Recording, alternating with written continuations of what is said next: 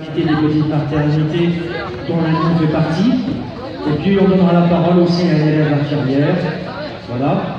Et ensuite on partira en cortège, comme d'habitude au niveau du rond-point de la Poste. Et on reviendra ici. On vous rappelle aussi que cet après-midi, 14h, à l'espace Sainte-Anne, projection du film Debout les femmes. Et également à 16h au niveau de la crèche et de l'EHPAD Sainte-Anne, juste en face, de l'autre côté, derrière, dans le parc, un goûter d'Atamar avec des prises de parole, des expressions de femmes salariées. Et l'objectif, effectivement, symboliquement, c'est de montrer effectivement que ces femmes s'occupent de nous, de la petite enfance jusqu'à la vieillesse. Voilà, je laisse la parole à la personne. L'intersyndicale au féminin aujourd'hui. Bonjour à toutes, bonjour à tous. Femmes, inégalité de carrière, inégalité de retraite. Ça suffit!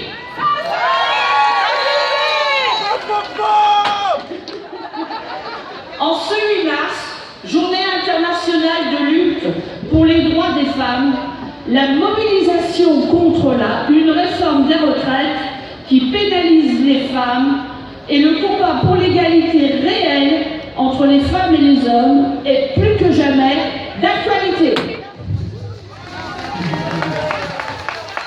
Exigeons le retrait du projet de réforme des retraites qui pénalise particulièrement les femmes.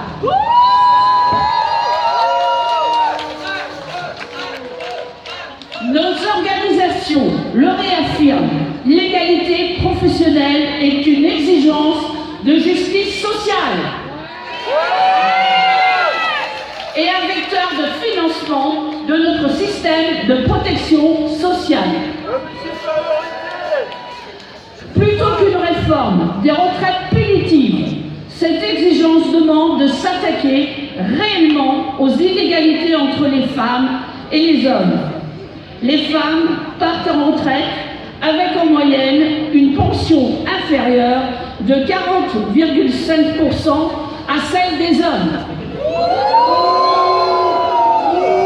Patron, décapitation. L'inégalité salariale, c'est aussi l'inégalité de retraite. Les femmes perçoivent en moyenne un salaire inférieur de 22% à celui des hommes.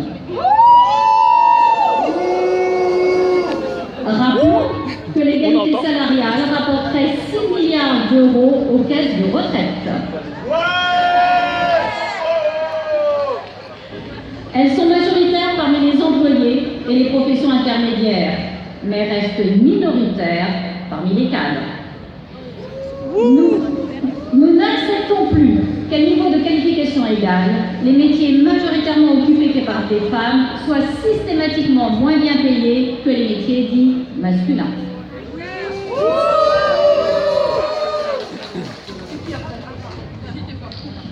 L'enfumage autour de la pension à 1 200 € ne trompe plus personne. Vous avez compris, j'espère. Plus de la moitié des femmes partent avec une pension de retraite inférieure à 1 000 € et ne bénéficieront pas de la revalorisation de 100 € tant vantée par le gouvernement.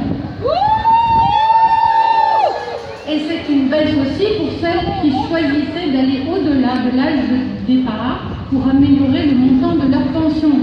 Elles travailleront jusqu'à 64 ans sans le bénéfice de cette surcote. Alors, concernant la pénibilité, là encore, les femmes sont oubliées. Les 4 critères de pénibilité retirés en 2017 ne sont pas réintégrés dans le compte personnel de pénibilité, dit C2P, qui bénéficie déjà très majoritairement aux hommes.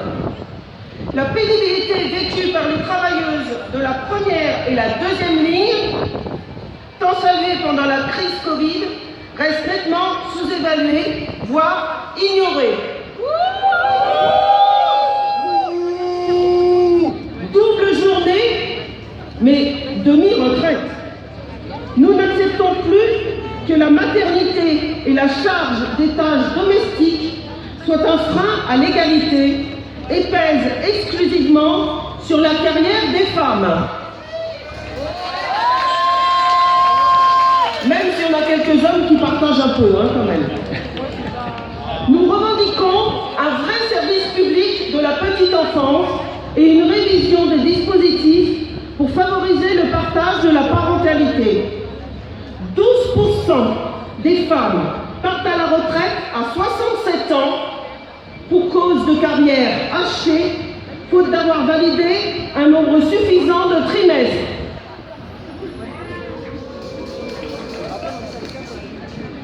Cette réforme des retraites, c'est aussi la perte des trimestres liés à la maternité. Non, vas-y. Nous dénonçons enfin l'effet le plus pervers de cette réforme des retraites prétendument favorable aux femmes. Le recul de l'âge légal à 64 ans fait perdre toute ou partie du bénéfice des trimestres validés au titre de la maternité et de l'éducation des enfants. Non, mais ça C'est pour envoyer aux étudiantes, tu sais. Ouais, mais ça fait rien. Mais Ce mécanisme de compensation des inégalités vécues durant leur vie professionnelle profite d'abord et légitimement aux mères en leur permettant de partir plus tôt. Il est sournoisement remis en cause par la réforme. C'est inacceptable. Les organisations syndicales interprofessionnelles et de jeunesse ont appelé les travailleuses et les travailleurs à se saisir du 8 mars, journée internationale des droits des femmes, pour dénoncer partout l'injustice sociale majeure de cette réforme des retraites pour les femmes. bravo! J'appelle la représentante du comité de défense de l'hôpital.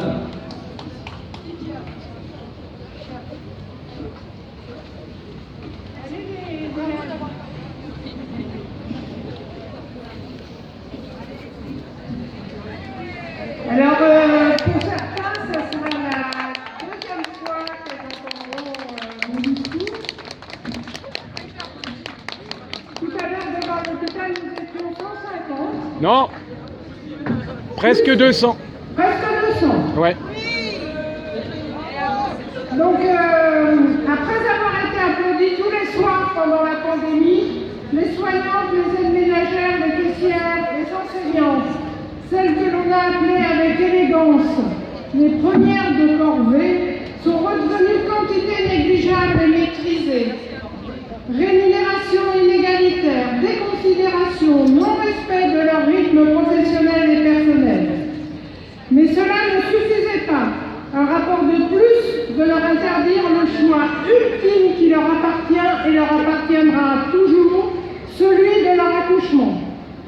En voulant généraliser la fermeture des petites maternités, dont celle de Lannion qui apparaît sur la liste noire, après celle de Guingamp annoncée de longue date, l'événement qu'est la naissance ne serait plus qu'une ligne de plus sur un tableau comptable. Les futures mères de Lannion et des communes alentours se retrouveraient ainsi au minimum à plus de 70 km et 45 minutes pour accoucher. Et ceci hors saison touristique, qui, comme chacun le sait, double les temps de trajet en été. Alors que dit ce rapport de 28 pages, qui nous a été transmis par un médecin dès sa parution et que les élus n'avaient pas lu avant de faire leurs commentaires? Tout d'abord, il présente le contexte historique, politique ou législatif, ou pas, qui ont conduit à la situation actuelle. Cela va des différentes lois et décrets qui ont entraîné des conséquences à court terme. Les décrets qui ont augmenté la sécurisation de la prise en charge de la mère et de l'enfant par un parcours de soins adapté, c'était il y a 25 ans, mais qui ont conduit parallèlement à la fermeture de près de 40% des petites maternités en 20 ans. Et surtout dans le secteur lucratif, privé. Pourquoi Pourquoi cet état de fait? Parce que simultanément, les lois de financement de la santé ont inventé la fameuse T2A, tarification à l'activité, celle qui impose de réduire les dépenses, malgré l'augmentation des coûts de matériel et la stagnation des tarifs de la sécurité sociale. La variable d'ajustement devient donc le personnel, et la boucle est bouclée. Manque d'attractivité, postes vacants, recours à l'intérim. Comme le reste de l'hôpital, les maternités n'échappent pas aux pénuries de personnel. Mais ce rapport apporte aussi des arguments contradictoires. On peut y lire, et là c'est du copier-coller que je vous dis, on peut y lire qu'il existe une disparité d'accessibilité entre les régions et des départements à l'intérieur de ces régions. Chez nous, c'est Trébordain qui gagne la palme de l'éloignement avec Saint-Brieuc. On peut lire aussi que le seuil minimal du nombre d'accouchements réalisés par une maternité reste arbitraire. De 300 accouchements par an minimum pour qu'une maternité soit sécuritaire, ce chiffre a bondi à 1000 en quelques années. Arbitraire, ils ont dit.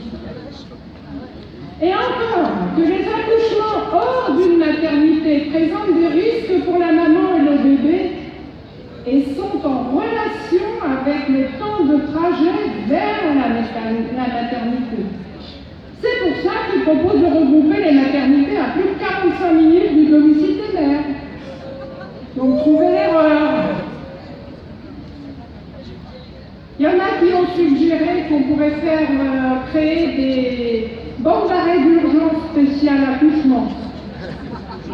Mais il y en a aussi, il y a une dizaine d'années, qui déjà préconisaient de césariser toutes les femmes, parce que comme ça, c'est mieux, on peut programmer l'accouchement. À qui profiteront ces fermetures? Chez nous, à la maternité privée de Plérin. Et par qui sont suggérées ou soutenues ces fermetures? Souvent par des médecins qui profitent des structures publiques de qualité pour y exercer une activité privée très lucrative. Pour petite anecdote, le rapporteur de ce rapport, le professeur Ville, exerce dans une maternité publique avec des accouchements à 2000 € en dépassement d'honoraires. Ça fait cher l'accouchement. Mais on sait aussi, on a appris aussi ce matin par le journal Le Quotidien du médecin que ce rapport avait été commandité par le gouvernement. Après, on pensera d'eux. Que propose ce rapport comme solution? La fermeture des maternités à taille humaine et la généralisation de grosses structures, voire la création de groupements hospitaliers, de natalité, de territoires ou même interrégionaux. Bonjour l'hélicoptère. Mais aussi le développement de la coopération ville-hôpital. Nous savons tous que ni l'un ni l'autre ne fonctionne. Les GHT, les groupements hospitaliers de territoire, sont loin de tout et plantés derrière leur tableau Excel. Et la coopération entre la ville et l'hôpital n'est pas obligatoire. La réalité, c'est que la fermeture des petites maternités serait un immense recul pour les droits des femmes. La mortalité infantile lors de la dernière décennie a déjà placé la France au 25e rang européen, quand en 2012, c'est-à-dire il y a 10 ans, notre pays était en 2e position. Et que propose le rapport du professeur Yves Ville? Eh bien, c'est accélérer ces fermetures pour encore plus éloigner les femmes des maternités. Alors regardons les choses un peu plus haut et mettons-les en perspective. Dès 2019, nous dénoncions la loi Buzyn et l'escroquerie de la labellisation de 600 hôpitaux de proximité. Alors proximité, c'est pas comme le mot que vous comprenez à côté de chez nous. C'est un décret qui qui précise bien qu'on supprime en réalité les maternités et les services de chirurgie. Chez nous, c'est déjà Paimpol et Tréguier. Les stratégies pour y parvenir sont variables selon les territoires. Tous les arguments sont bons. Ici, le prétexte est un manque de sages-femmes. Ça, c'est Guingamp. Ou là, ça sera un service de chirurgie qui a des difficultés. Alors, on espère que ça ne sera pas l'Agnon. Parce qu'il ne faut pas oublier, il n'y a pas de maternité sans chirurgie. S'il n'y a plus de chirurgie, il n'y a plus de maternité. Toutes ces années auraient pu servir à élaborer une réponse aux besoins de la population, en vertu du principe d'égalité qui est inscrit dans la Constitution. Mais ce n'est pas le projet de nos technocrates, qui sont obnubilés par la baisse de la dépense publique et donc la destruction du service public. Depuis la parution de ce rapport, des nuances ont été apportées et des démentis publiés, contredisant les cartes qui apparaissent en annexe du rapport et qui ciblaient certaines villes bretonnes. Donc on a entendu les directeurs de Landerneau ou de Guingamp pour dire que ça serait encore ouvert parce qu'il y aurait des sages-femmes. Mais à Lannion, on n'a rien entendu. Personne. Échaudé par la stratégie mise en place suite au rapport Rossetti, même pendant la pandémie, nous ne pouvons que rester dubitatifs face à un rapport qui tombe à point nommé dans ce planning de ce premier semestre et qui verra la définition du projet régional de santé pour les 5 années à venir. Alors, comme disait Albert Einstein, un problème créé ne peut être résolu en réfléchissant de la même manière qu'il a été créé. Il a dit aussi, inventer, c'est penser à côté. Il faut donc changer son logiciel de pensée. Il faut sauver les petites matères. Alors pour les conserver, plus de 500 accouchements à Guingamp, plus de 500 accouchements à Lannion, plus de 500 accouchements à Landerneau, plus de 600 à Morlaix. Donc Fermont-Plérin, la maternité lucrative d'Hospy Grand Ouest, scandaleusement proche de la maternité publique de l'hôpital de Saint-Brieuc. Ouais! Les médecins ne veulent pas venir. Eh bien, revalorisons les salaires et les conditions de travail. Libérons du temps médical en supprimant les réunions chronophages qui ne traitent pas des patients. Renforçons les hôpitaux locaux. Pour attirer à l'hôpital de Lannion les internes du CHU de Brest, c'est le centre hospitalo-universitaire dont dépend Lannion, il faut créer en urgence des hébergements sur le site de l'hôpital pour les accueillir. Il manque des médecins et des soignants. Eh bien, créons de véritables places en fac de médecine. Supprimons Parcoursup qui pénalise les étudiants en santé très motivés.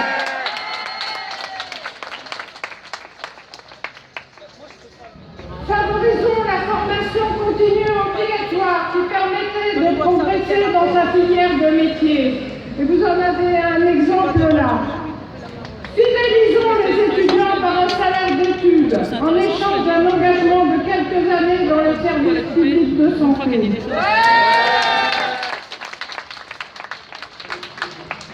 Une seule contrainte à ce mode de pensée. Le patient, l'usager, ici ce sont les mères, les mamans, pas les mères MAURS, doivent être au cœur des réflexions et participer à celle-ci et à la prise de décision. Soignants, citoyens, élus, chacun a son rôle à jouer dans la défense de notre service public de santé. Et pour finir, j'appelle encore Albert Einstein. L'État est notre serviteur et nous n'avons pas à en être les esclaves.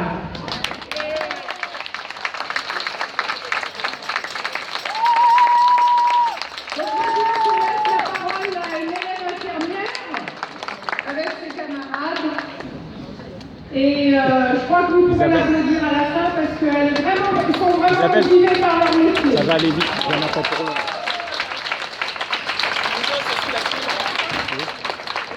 Bonjour à tous, donc nous on est étudiants à la formation infirmière ici sur la Lyon.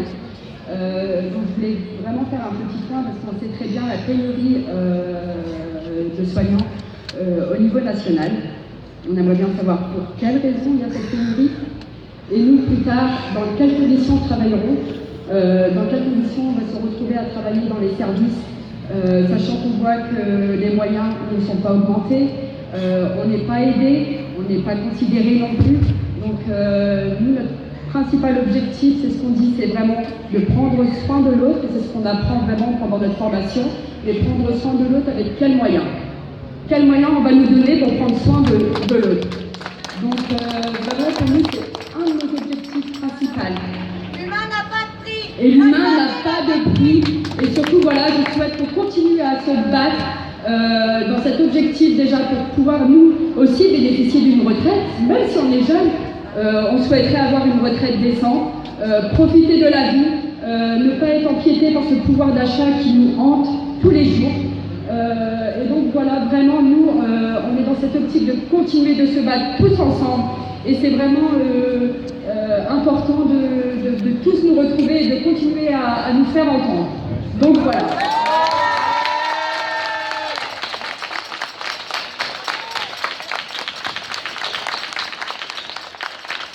Merci à vous, merci à vous. On va partir en cortège. Je vais vous annoncer que vous avez peut-être entendu, l'intersyndicale nationale s'est réunie hier soir, appelle effectivement à de nouvelles mobilisations ce samedi 11. Donc l'intersyndicale locale a décidé de faire un rassemblement ici à 11h.